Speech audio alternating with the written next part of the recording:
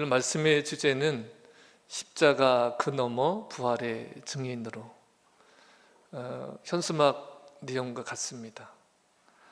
십자가 그 너머 부활의 증인으로, 부활의 증인으로 서는 은혜가 있기를 주님의 이름으로 축복합니다.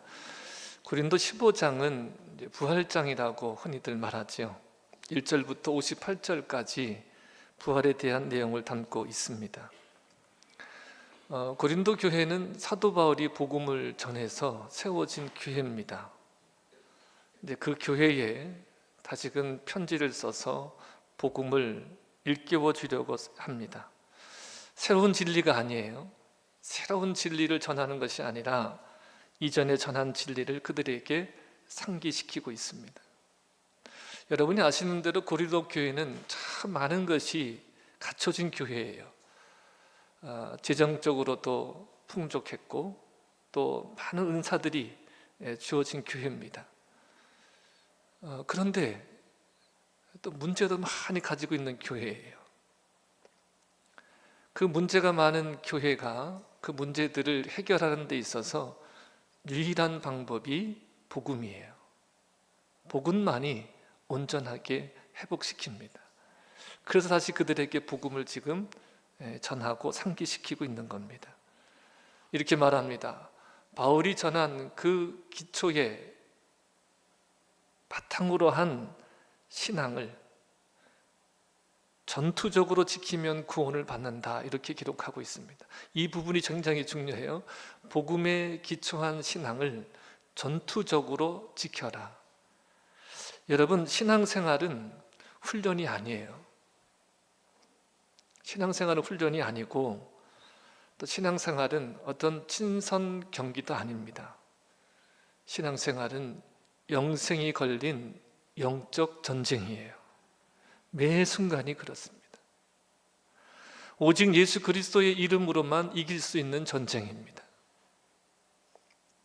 오직 예수 그리스도의 이름으로만 이겨요. 그래서 이 영적 전쟁의 때로는 단순하지만 실패하는 이유가 뭐냐면 오직 예수 그리스도 이름으로 행하지 않기 때문에 실패해요. 그러나 오직 예수 그리스도 이름으로 나아가면 반드시 승리하는 것이 영생이 걸린 영적 전쟁입니다. 바울이 예수 그리스도의 계시로 전해받은 이 중요한 것을 먼저라고 표현하고 있거든요. 이 먼저라고 하는 것은 시간적인 우선성을 말하는 것이 아니고 그보다는 내용적인 중요성을 말하는 거예요. 내가 받은 이것이 너무나 중요하다. 이것을 너희에게 전한다. 이렇게 표현하는 겁니다. 바울은 지금 복음의 창조자가 아니라 복음의 전달자고 복음의 유통자로서 고린도 교회의 복음을 전하고 있습니다. 그 내용이 그리스도께서 성경대로 우리 죄를 위하여 죽으시고 장사 지낸 바 되셨다가 성경대로 사흘 만에 다시 살아나신 그 사건을 전하고 있습니다. 제가 이 부분에 대해서 몇 번 말씀을 드렸기 때문에 이 부분을 들으시면 여러분은 아마 기억이 하실 거예요. 성경대로 우리를 위하여 죽으셨다. 이 부분은 예수님께서 우리를 대신하고 대표하여 우리를 완전하게 이롭게 하셨다는 뜻이 있습니다. 성경대로 우리 죄를 위해서 죽으시고 성경대로 사흘 만에 다시 살아나신 사건을 지금 전하고 있습니다. 그러니까 예수 그리스도께서 그리스도에 관한 이 사건이 우연이 아니다. 성경에 따라서 하나님의 언약을 따라서 성경이 이루어진 거다. 모든 예수님에게 일어난 사건은 성경에 근거한다. 이것을 말하고 있는 거예요. 성경대로 죽으시고 성경대로 살아나셨다. 예수 그리스도의 죽으심과 부활은 하나님의 구원 계획에 따른 것이고 하나님의 언약에 따른 철저하게 역사적인 사건이다. 이것을 말합니다. 그래서 예수 그리스도의 죽으심과 부활이 왜 복음인가? 오늘 여러분들 2부 행사에 속회별로 성경 암송이 있죠? 로마 4장 25절 한번 해보세요. 시작.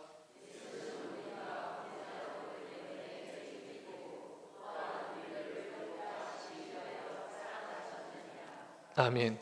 성경대로 죽으시고 성경대로 부활하신 그 예수님의 죽으심과 부활하심이 왜 우리에게 복음인가?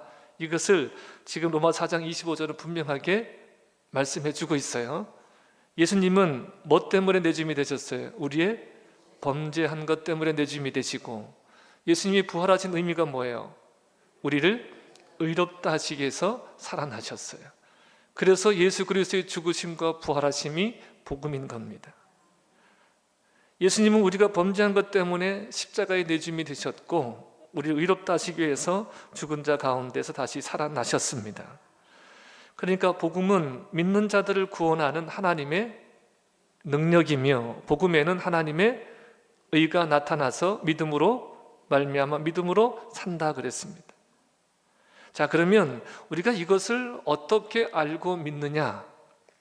그렇잖아요. 어떻게 알고 믿느냐? 이 부분에 대해서 사도 바울은 이렇게 말합니다.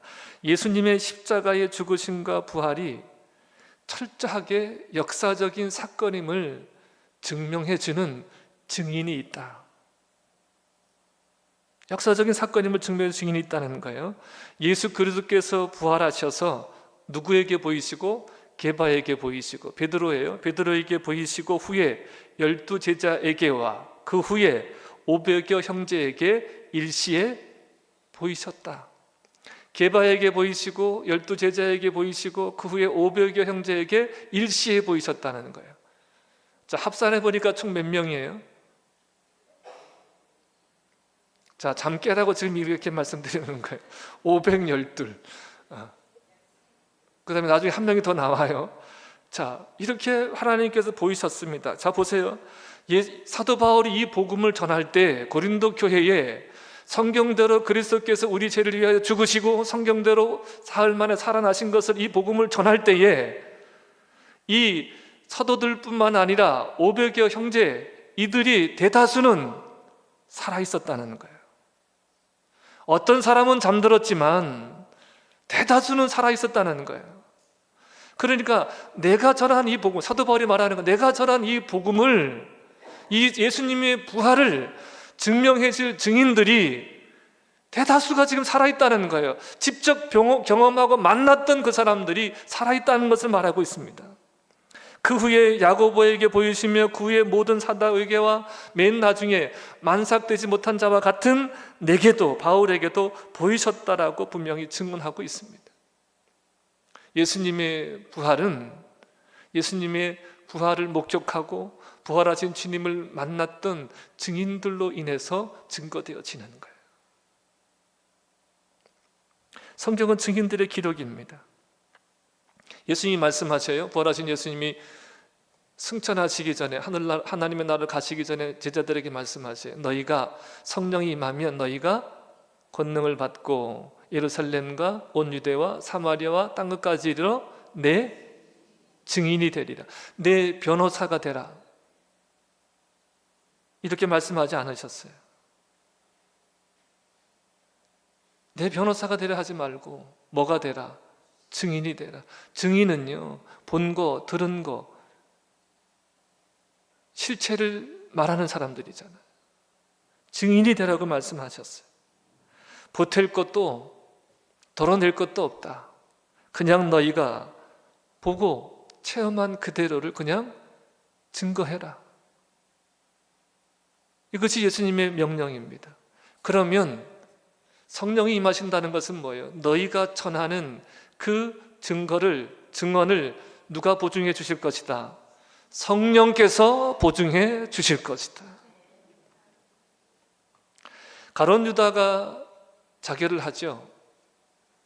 그래서 사도의 빈자리를 충원할 때 그 사도를 충원하는 기준이 있었어요. 어떤 사람을 뽑았느냐? 사도들과 더불어 예수께서 부활하심을 증언할 사람을 세웠어요. 그러니까 어떤 사람이냐면 예수 그리스도의 부활하심을 증언할 사람이 사도로 세워진 받은 거예요. 사도행전 5장에 보면 이런 내용이 있습니다. 제자들이요, 부활하신 예수님을 만나고 그 부활하신 예수님을 증거하기 시작하는 거예요. 그 예수님을 증거할 때 많은 기적과 표적 이사가 나타나는 거예요. 병든 자들이 치유되고 귀신 들린 자들이 자유함을 얻게 되고 이런 일들이 일어나니까 그 유대 유력자들이 시기심이 일어나는 거예요. 그동안은 자기들이 세상 사람들의 관심이 대상이었고 영향력을 끼쳐왔는데 그것들을 빼앗긴다고 생각하니까 너무 시기심이 나는 거예요. 그래서 제자들을 잡아들입니다. 옥에 가두고. 근데 옥에 가뒀는데도 성령이 그들을 풀어내셔서 이 복음을 전하게 하시는 거예요. 그러니까 잡아서 공회를 둡니다. 근데 그때에 가말리엘이라고 하는 사람이 이런 말을 하는 거예요. 사도 바울도 이 사람에게 율법을 배웠거든요. 힐렐 학파와 삼마이 학파가 있는데 힐렐 학파 중에서 그 당시에 가장 영향력이 있던 사람이 가말리엘이에요. 이 가말리엘이 공회에서 이런 소리를 하는 겁니다. 너희가 이 사람들을 직접 처벌하지 않았으면 좋겠다. 얼마 전에 드더라고 하는 사람이 자기를 위대한 사람이라고 선전했더니 400명이 쫓아다녔지 않느냐. 근데 그가 죽자 그를 추종하던 사람들이 다 뿔뿔이 다 흩어졌다. 또 유다라는 자가 나타나서 백성을 선동해서 자기 제자로 만들었지만 그가 죽자 다 흩어지지 않았느냐. 그러니까 이들을 그냥 내버려 둬도 그들이 가르치고 행하는 것이 그들이 마음으로 꾸며낸 것이라고 하면 곧 사그러질 거고 뒤집혀질 거니까 그냥 이들을 너희가 헤아려 하지 않았으면 좋겠다, 이렇게 제언을 합니다. 이들을 그냥 너희가 니들 마음대로 헤아려 하다가 오히려 여러분이 하나님을 대적하는 셈이 될 수 있다는 거예요. 그러니까 이것이 하나님께로부터 나왔다고 하면, 사람에게로부터 나왔다고 하면 사그러질 거야. 근데 하나님으로부터 나왔다고 하면 어떡할래? 그러니까 오히려 이들을 너희 마음대로 심판하려 하다가 너희가 하나님을 대적하는 셈이 될 수 있으니까 이들을 그냥 내버려 두라. 그래서 이 제안을 받아들여서 사도들을 불러서 매질한 후에 예수의 이름으로 다시 말하지 말 것을 명령하고 놓아줍니다. 자, 그런데 여러분 보세요. 사람에게서 난 거면 사그러들 일들인데 누구에게서부터 난 일이니까? 하나님에게로부터 난 일이니까 오늘 우리에게도 예수 그리스도의 죽으심과 부활의 이 복음이 전해지게 된 줄로 믿습니다. 예수 그리스도의 죽으심과 부활은 하늘로부터 온 것이에요. 하나님으로부터 온 것이기 때문에 증인들로 인해서 우리에게까지 전해진 겁니다. 그러니까 여러분, 예수 그리스도의 부활은 과학적으로 증명되는 일이 아니에요. 또 논리적이라고 해서 논리적으로 이해시킬 수 있는 것도 아니에요. 증인들의 증언을 듣고 믿게 되어지는 거예요. 이 믿게 되어지는 역사 속에는 누구의 역할이 있어요? 성령 하나님의 역사가 있는 겁니다. 그래서 여러분, 믿어지면 누려지는 것이 부활의 생명이에요. 여러분, 우리가 아무리 과학적으로 증명이 되지 않잖아요. 논리적으로 설명한다 그래서 논리적으로 그들에게 이해시키고 받아들이게 할 수 없어요. 여러분, 복음에는 복음 자체의 능력이 있습니다. 예수 그리스도께서 부활하셨음을 내가 믿는다라고 하면 그 믿음을 증언하세요. 예수 그리스도께서 살아나셨습니다. 우리 죄를 위하여 죽으시고 우리를 의롭다 하시게 살아나신 분이 예수님이십니다. 그것을 선포하면 그 선포를 누가 증명해 주셔요? 성령님이 증언해 주시기 때문에, 증거해 주시기 때문에 믿는 자들이 일어나는 거예요. 바로 우리가 그런 사람 아닙니까? 복음에는 그 복음의 자체의 능력이 있습니다. 누구에게로부터 난 것이기 때문에, 하나님께로부터 난 것이기 때문에 복음은 그 복음 자체로 능력이 있습니다. 사도 바울이 고린도 교회 복음을 상기시키고 복음의 역사성을 강조하는 것은 이 고린도 교회에도 부활을 믿지 않는 자들이 있었기 때문에 그래요. 우리들 가운데도 긴가 민가 하는 사람이 있습니다. 그것은 다 믿겠는데 부활을 못 믿겠다는 사람들도 있습니다. 다 좋은데 그 얘기는 이해가 안 된다는 사람들도 있습니다. 오늘 이 시간을 통해서 부활이 믿어지기를 축복합니다. 부활의 생명이 여러분 가운데 임하기를 축복합니다. 자, 12절로 18절 내용입니다. 그리스도께서 죽은 사람 가운데서 부활하셨다고 전파하는데 어찌하여 너희 중에 죽은 사람이 부활이 없다고 말하는 자가 있느냐, 이렇게 말하는 거예요.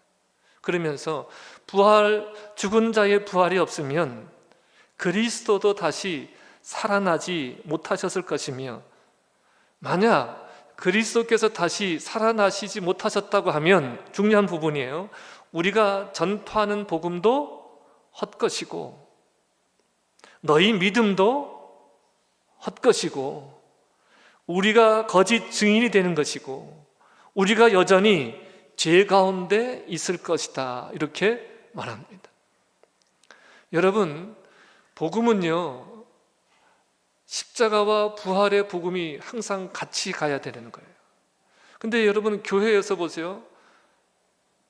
십자가는 늘 강조해요. 죄에 대해서 말하고 회개에 대해서 늘 말하지만 이 부활의 생명과 부활의 영광에 대해서는 사실 장례식 때나 가서나 들을 수 있는 설교가 많지 않습니까? 여러분, 부활은 생명입니다. 부활은 영광입니다. 부활이 없으면 복음도 헛것이에요. 우리의 믿음도 헛것이에요. 여기 서 있는 제가 거짓 증인으로 드러날 것이고 우리는 여전히 죄 가운데 있을 것입니다. 그러나 예수 그리스도께서 부활하셨습니다. 할렐루야.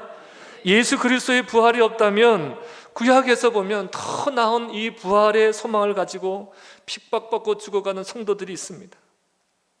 이 신약의 시대에도 예수님이 오시고 난 후에도 부활의 주님을 만나서 부활의 주님을 증거하다가 톱에 켜서 죽고 살까지 벗겨져서 죽고 매 맞아서 죽고 거꾸로서 매달아 죽고 목이 잘려 죽어간 많은 사람들이 있습니다. 로마 시대의 원형 경기장에서 사자밥이 돼서 죽어간 사람들이 있습니다. 이 믿음을 지키기 위해서. 그렇게 핍박받고 죽어간 그 사람들은 정말 부활이 없다고 하면 불쌍한 자라는 거예요. 19절의 말씀해 봅니다. 만일 그리스도 안에서 우리가 바라는 것이 다만 이생뿐이라고 하면, 우리가 다만 바라는 것이 이생뿐이라고 하면, 여기서 내가 잘 먹고 성장하고 내가 기도하는 대로 우리 애들이 성공하고 좋은 대학 가고 대기업에 가고 돈을 많이 벌고 성공하고 이것뿐이라고 하면 모든 사람 가운데 우리가 더욱 불쌍한 자라는 거예요. 왜 그런 겁니까? 예수 그리스도를 주와 그리스도를 믿는 사람들은 보이는 것에 주목하는 것이 아니고 보이지 않는 영원한 것에 주목하기 때문에, 이 세상의 영광을 목표로 하지 않기 때문에, 보이지 않는 영원한 것을 추구하기 때문에 도리어 핍박을 받고 수모를 당하고 멸시를 받고 천대를 당하기 때문에 부활이 없다고 하면 불쌍한 자라는 거예요. 그러니까 여러분 보세요. 이 말씀이 은혜가 되는 사람들은 어떤 사람이에요? 지금 보이는 것을 쫓아가는 사람이에요? 보이지 않는 것을 쫓아가는 사람이에요? 보이지 않는 것을 쫓아가는 사람이죠. 잠깐인 것을 쫓아가는 사람이에요? 영원한 것을 쫓아가는 사람이에요? 세상 영광을 쫓아가는 사람이에요? 하늘의 영광을 쫓아가는 사람이에요? 우리가 하나님의 영광을 쫓아가고 위의 것을 쫓는 사람이 되어질 때 말씀이 진정으로 은혜가 되어지는 거예요. 생명이 되어지는 거예요. 소망이 되어지는 거예요. 그러니 부활이 없다고 하면 부활의 영광에도 참여하지 못하죠.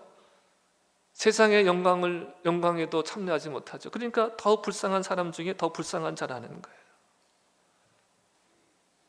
자, 그러나 20절이 있습니다. 오늘 20절에 보면 어떻게 시작해요? 그러나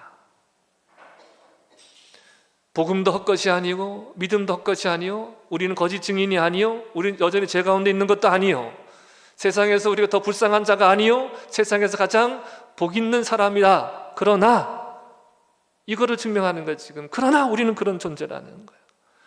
이제 예수 그리스도께서 죽은 자 가운데서 다시 살아나사 잠자는 자들의 첫 열매가 되셨느니라. 그러나 헛되지 않아요. 불쌍하지 않아요. 예수 그리스도께서 잠자는 자들의 첫 열매가 되셨습니다. 21절 22절 사망이 한 사람으로 말미암아 죽은 자의 부활도 한 사람으로 말미암습니다. 사망이 한 사람으로 말미암았기 때문에 죽은 자의 부활도 한 사람으로 말미암습니다. 아담 안에서 모든 사람이 죽은 것 같이 그리스도 안에서 모든 사람이 삶을 얻습니다. 할렐루야. 이 세상의 모든 사람이 아담의 후손이에요. 아담으로부터 났어요. 그래서 사망 권세 아래 태어났지만 그리스도 안에 있는 자들은 새 생명 안으로 들어가는 거예요. 할렐루야. 예수님께서 말씀하시죠. 나는 부활이요 생명이니 나를 믿는 자는 죽어도 살겠고 살아서 믿는 자는 영원히 죽지 아니하리라고 말씀하셨습니다. 그래서 예수 믿고 죽은 자들은요 뭐라고 표현하냐면 잠잔다 이렇게 표현하는 거예요. 잠자는 자들이다. 자, 23절부터 24절에 보니까 부활의 차례가 나와요. 부활의 차례가 부활의 순서죠. 이거 부활의 순서를 말하는 의미는 왜 이 부활의 순서를 말하냐면 예수 그리스도께서 부활의 첫 열매임을 강조하기 위해서 그래요. 예수 그리스도께서 부활의 첫 열매예요. 아담 안에서 모든 사람이 죽은 것 같이 부활의 첫 열매 대신 예수님 안에서 우리가 다 부활하게 되어지는 거예요. 할렐루야. 그러니까 여러분 보세요. 믿음은 예수 그리스도의 부활을 내가 믿으면 예수 그리스도의 부활에 내가 참여하게 되는 거예요. 부활 속에 내가 들어가는 거예요. 무엇을 통해서? 무엇을 가지고? 믿음을 통해서. 할렐루야. 예수 그리스도의 부활 안으로 들어가는 거예요. 믿음으로. 그러니까 부활의 순서는 그리스도 안에서 부활의 첫 열매는 예수님이시고 그리스도 안에서 잠자는 자들이 일어나게 될 것이고 그리고 그 다음 예수님의 재림하실 때 살아서 믿는 자들이 부활하게 될 것입니다. 여러분, 예수님께서 이미 사망 권세를 이기시고 왕노릇하고 계십니다. 그 주님이 다시 오실 것입니다. 하나님은 만유의 주이십니다. 모든 만물의 주님이십니다. 예수를 믿는다는 것은 그러니까 뭐예요? 예수님이 나의 전부인 거예요. 내가 전부, 나의 전부라고 하는 것은 모든 만물의 주인이시라는 거예요. 우리가 이럴 수 있거든요. 모든 만물의 주인인 것을 인정하면서도 나의 주인인 것을 인정 못할 때가 있어요. 그렇죠? 근데 내 주인이 주님이시라는 것을 인정하게 될 때 모든 만물의 주인이 주님이시라는 것도 우리가 인정하게 되어지는 것입니다.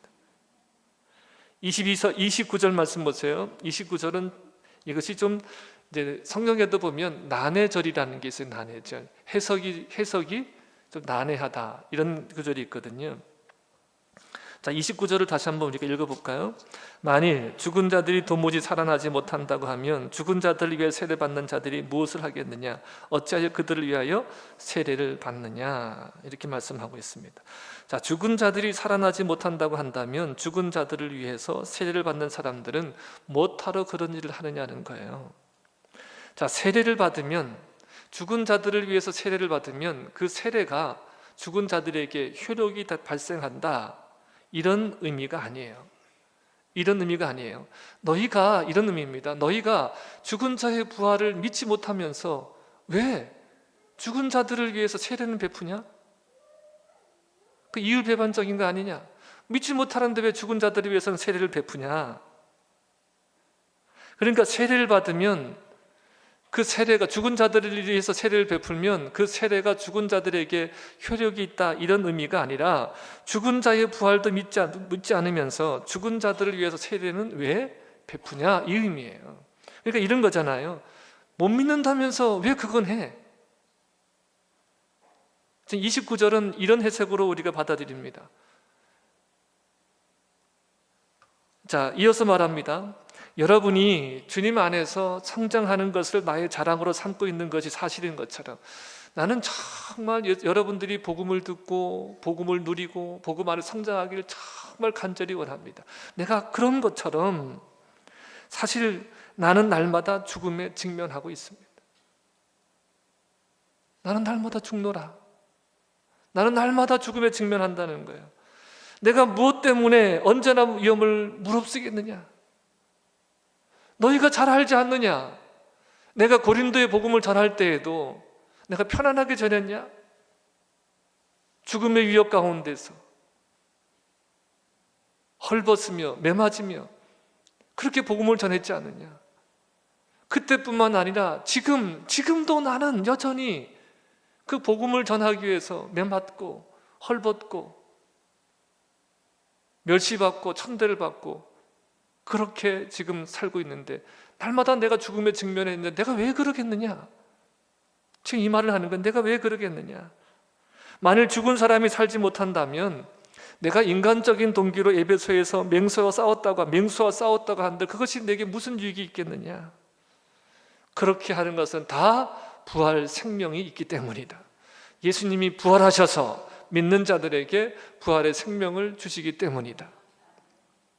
살아서 믿는 자는 영원히 죽지 않기 때문이다. 지금 이것을 표현하고 있는 거예요. 죽은 자의 부활이 있으니 속지 말아라. 자, 만일 부활이 없다고 하면 다 이럴 거 아니냐. 내일 죽을 터이는 먹고 마시지 않을 거 아니냐. 즐기자, 이런 소리에 속지 말라는 거예요. 어리석은 자가 되지 말라고 합니다. 무엇을 위하여 죽을 것인가를 아는 사람이 참으로 산 자입니다. 그러면 죽은 자가 어떻게 살아나며 그들은 어떤 몸으로 오느냐고 묻는 자가 있을 것이다. 사도 바울의 말이에요. 우리 물음도 그런 거잖아요. 죽은 자가 어떻게 살아나며 그들은 어떤 몸으로 오느냐 이렇게 묻습니다. 35절부터 41절입니다. 자, 식물의 씨가 죽어서 새로운 형체로 나오듯이 하나님은 그 원하시는 대로 그 씨앗에 각기 고유한 몸을 주신다는 거예요. 여러분, 씨앗이 심기면, 씨앗이 죽으면 그 속에 있는 생명이 나잖아요. 배추씨를 심으면 배추씨 그대로 더 커져서 나와요? 아니면 그 속에서 싹이 나요? 어려워요? 그 고유한 몸을 주신다는 거예요. 동물의 육체도 각기 다르다는 거죠. 사람의 육체가 다르고 짐승의 육체가 다르고 새와 물고기의 육체가 다르다는 거예요. 그런 육체가 다 육체이지만 같은 육체가 아니듯이 부활의 몸이란 세상의 육체와 다르다는 거예요. 부활의 육체란, 부활의 몸이란 우리가 지금 입고 있는 이 육체와 다르다는 거예요. 하늘에 속한 형체도 있고 땅에 속한 형체도 있습니다. 그러므로 하늘에 속한 자의 영광이 따로 있고 땅에 속한 자의 영광이 따로 있습니다. 해와 달과 별의 영광이 다 다르다고 합니다.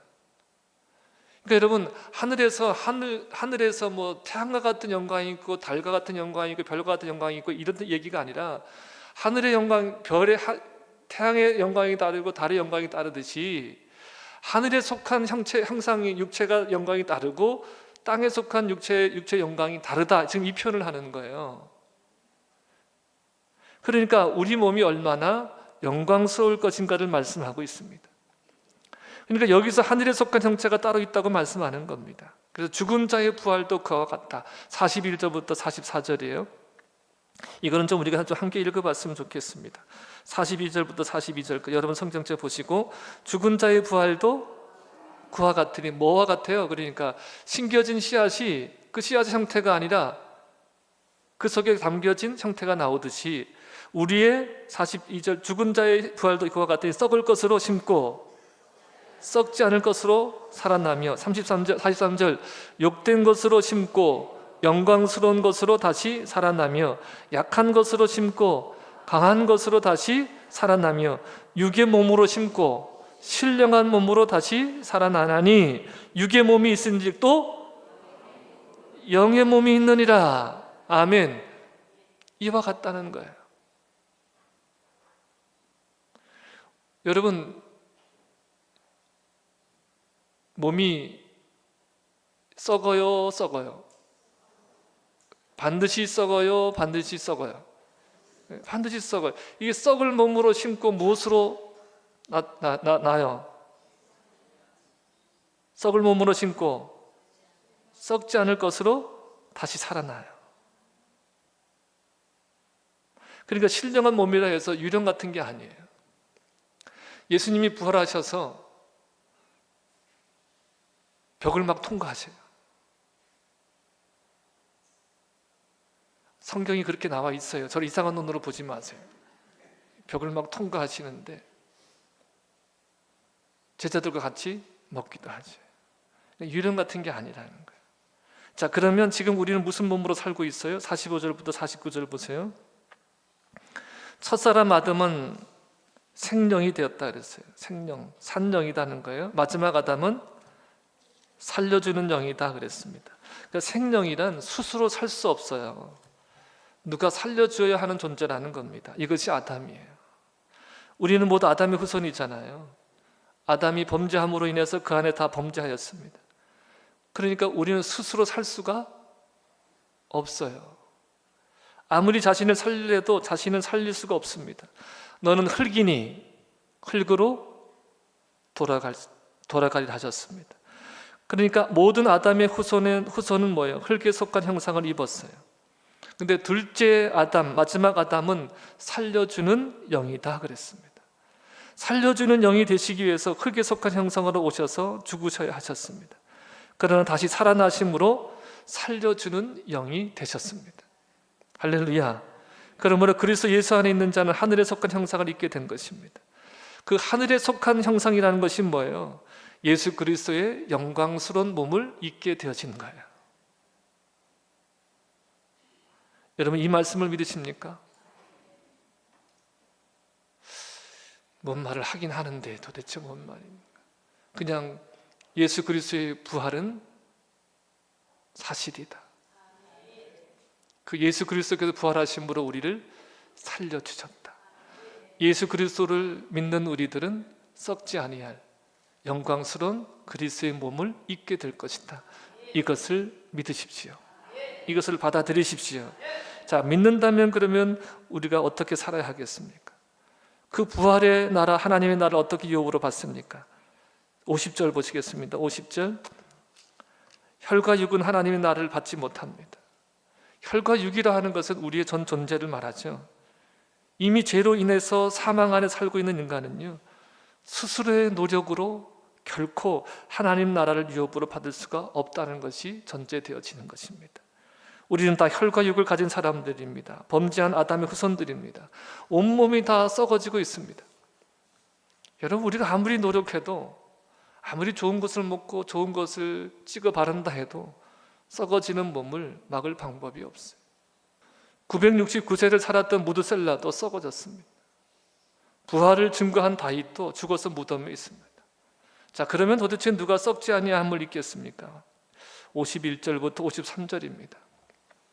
이것은 비밀입니다. 비밀이에요. 여러분, 지금 저와 여러분이 지금 비밀을 다루고 있는 거예요. 오직 은혜를 입은 자만이 알게 됩니다. 그 내용은 우리가 다 잠잘 것이 아니요 마지막 나팔이 불면 죽은 자들이 썩지 않을 것으로 다시 살아나고 우리도 후련히 변화가 될 것입니다. 만약 지금 마지막 나팔이 불리면, 주님의 재림이 일어난다고 하면 우리가 썩지 않을 것을 입을 것입니다. 성도에겐 이 말씀이 진정한 위로고, 성도는 이 말로 위로하는 것입니다. 주님의 말씀이기 때문에 반드시 일어납니다. 할렐루야, 반드시 일어나요. 54절부터 56절입니다. 썩을 이 몸이 썩지 않을 것을 입고 죽을 이 몸이 죽지 않을 것을 입을 그때에, 이것도 이사야 선지자의 예언인데 그대로 이루어집니다. 사망아, 너의 승리가 어디 있느냐? 사망아, 내가 쏘는 것이 어디 있느냐?